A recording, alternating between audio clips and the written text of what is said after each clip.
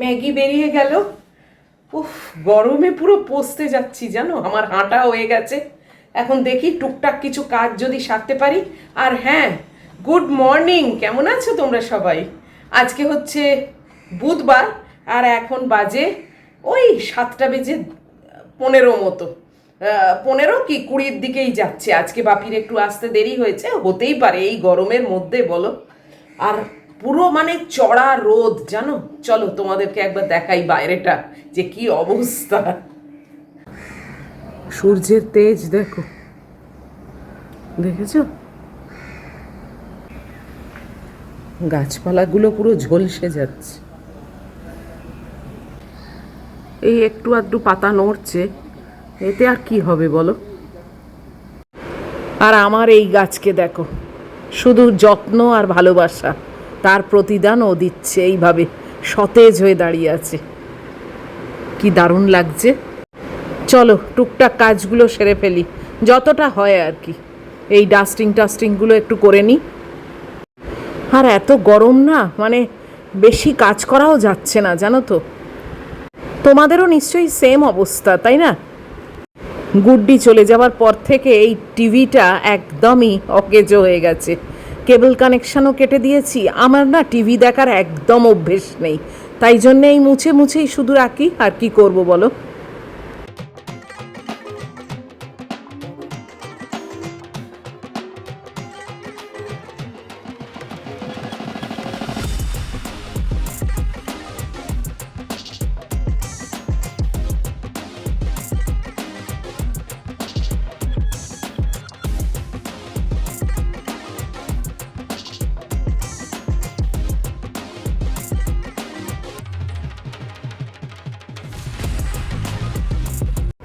হাতে এখনও 4-5 মিনিট আছে, তাই ভাবলাম ওয়াশিং মেশিন যখন শেষ হয়েই গেছে, কাপড় জামাগুলো চট করে শুকোতে দিয়ে দিই।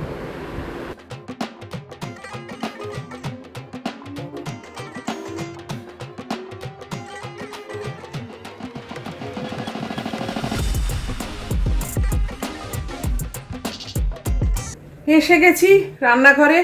আর এই যে ভাত, ম্যাগির মানে খিচুড়ি, মাংসের খিচুড়ি আর কি, সবই বসিয়ে দিয়েছি। প্রচণ্ড গরম হচ্ছে জানো, অনেক দেরি করেই এলাম। আর প্লাম্বারকে ফোন করে করে হয়রান। প্লাম্বারের ফোন মানে সে রিসিভ করছে কিন্তু কোনো সাউন্ড আসছে না, কিছু শুনতে পাচ্ছি না। শেষে আমাদের অফিসে কল করলাম, বললো হ্যাঁ ও ডিউটিতে আছে, তো এখন পাঠাবে আর কি। দেখা যায় ওর ফোনেতে কি ডিস্টার্ব হচ্ছে। ও হোয়াটসঅ্যাপে আমাকে কল করেছে, আমার প্লাম্বার বলল যে হ্যাঁ আমি আরো 2-3টে কল নিয়ে এখন বিজি আছি, সেইগুলো সেরে তারপরে আসবে। তো ঠিক আছে, আসুক, দেখি আদৌ ওটা হয় কিনা। না হলে 7 days রিটার্ন আছে, ফেরত দিয়ে দিতে হবে। বলো, এত শখ করে কিনলাম, সত্যি মানে হয়ে গেলেই ভালো হয় জানো তো। দেখা যাক এবার। ওরা প্লাম্বার তো, ওরা তো অনেক কিছুই জানে। মানে আমার ওই কলেতে না ঢুকলে ওরা যদি অন্য কোনো মানে সিস্টেম বাতলে দেয় যে এরম ভাবে একটা কিছু কল করলে এটা ঢুকবে, বা এই পাইপটা কেটে অন্য কিছু লাগাবে, সব কিছুরই তো অনেক রকম ওয়ে আউট হয় না। দেখা যাক যদি কিছু বাতলে দিতে পারে। রাখারই তো ইচ্ছে আছে বলো, মানে পছন্দ করে কিনেছি তো রাখবো বলেই, তাই না? যাই হোক, আজকে আমার রান্না সেরকম কিছুই নয়। একটু চিকেন বার করে রেখেছি, একটু তন্দুরি করব, আর ভাবছি একটু ঢেঁড়স চচ্চড়ি করব। ঢেঁড়স এক কাঁড়ি আছে, তো বাস এইটুকুই। চলো করে ফেলি, খুবই গরম হচ্ছে জানো। অলরেডি 9:20 বেজে গেছে। মেনুর একটু চেঞ্জ হলো জানো তো, ঢেঁড়স ভাজা করছি আর একটু চিকেন কষা করব। চলো রান্না শুরু করি। ঢেঁড়স ভাজাটা শুকনো লঙ্কা দিয়ে এদিকে চাপালাম, ওই ভাতটা হয়ে যাক। ভাতটাকে সরিয়ে এইটা আবার ওই গ্যাসে দিয়ে এই গ্যাসে চিকেনটা বসাবো, তাহলে তাড়াতাড়ি হবে।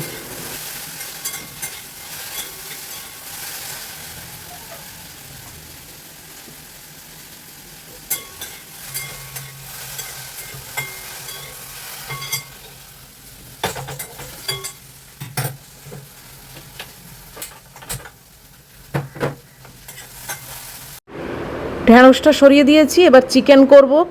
ভেবেছিলাম তন্দুরি করব, কিন্তু তারপরে হঠাৎ না কষা খেতে ইচ্ছে হলো। তো যেমন ভাবা তেমন কাজ, ভাবলাম যে দূর কষিয়েই করি বরং। অনেক দিন কষিয়ে খাওয়া হয়নি।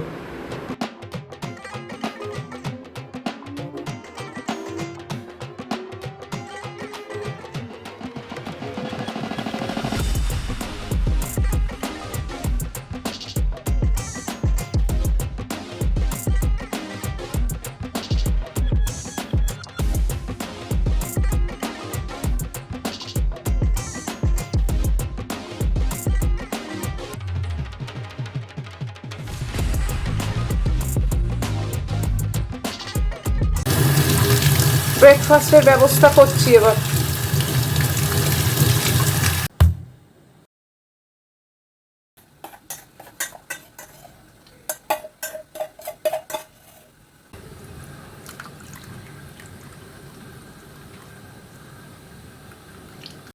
চলো চিকেনটা একটু দেখে নিই কি অবস্থা। কষা করলে না একটু নজরে রাখতে হয়, কেননা জলটা খুব কম দেওয়া হয় তো। যদিও এটা ননস্টিকে করছি তাও আর কি ধরে যাওয়ার একটা টেন্ডেন্সি থাকে। দেখতে কিন্তু ইয়ামি হয়েছে, তাই না? আজকে ম্যাগিকে দেখানো হয়নি না। এই দেখো মহিলা শুয়ে আছে, পাখা চালিয়ে রেখেছি ওই দিকটা, ইনি এখন রেস্টে আছেন।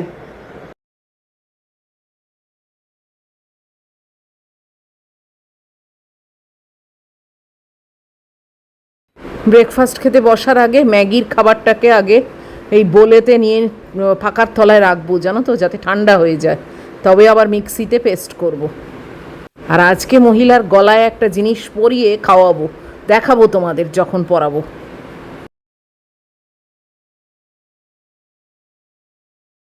এই যে ম্যাগির লাঞ্চ আর আমার ব্রেকফাস্ট।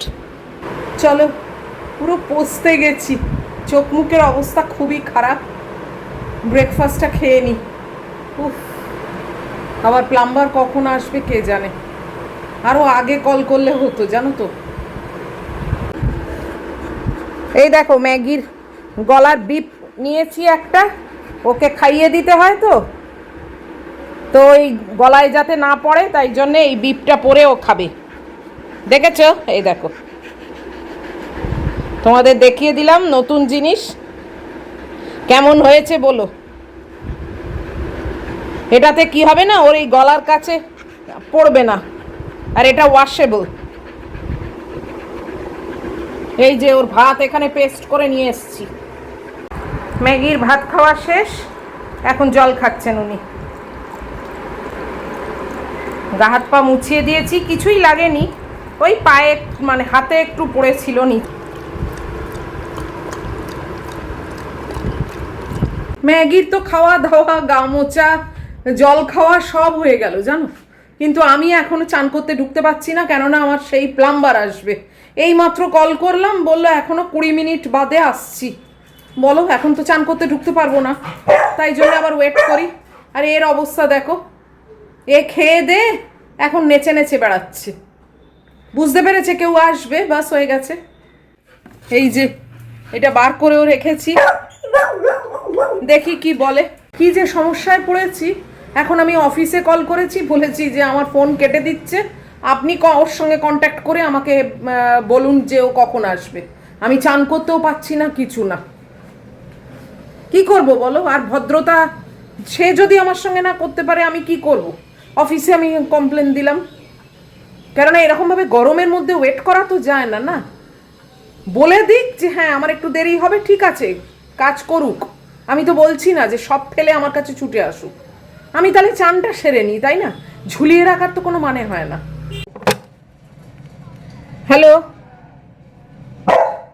হ্যালো, হ্যাঁ হ্যাঁ,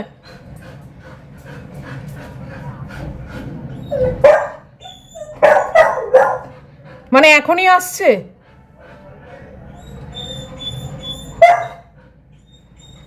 আচ্ছা আচ্ছা, থ্যাংক ইউ, ঠিক আছে। উফ, সেই অফিসের থ্রু দিয়ে ওকে ধরলাম জানো, এখন আসছে, বলছে 5 মিনিটে আসছে। আমার ফোন তো ধরছিল না, এই অফিস থেকে আমাকে এখন কল করে ইনফর্ম করলো। ওই যে দূর থেকে আসছে, দেখেছো, ফোন কানে নিয়ে, ওই হচ্ছে আমার প্লাম্বার। এইবারে ঠিক আসছে, দেখলে, দেখিয়ে দিলাম, এই অফিস থেকে গুঁতো মেরেছে, এইবারে আসছে ঠিক। উফ, বাপরে বাপ।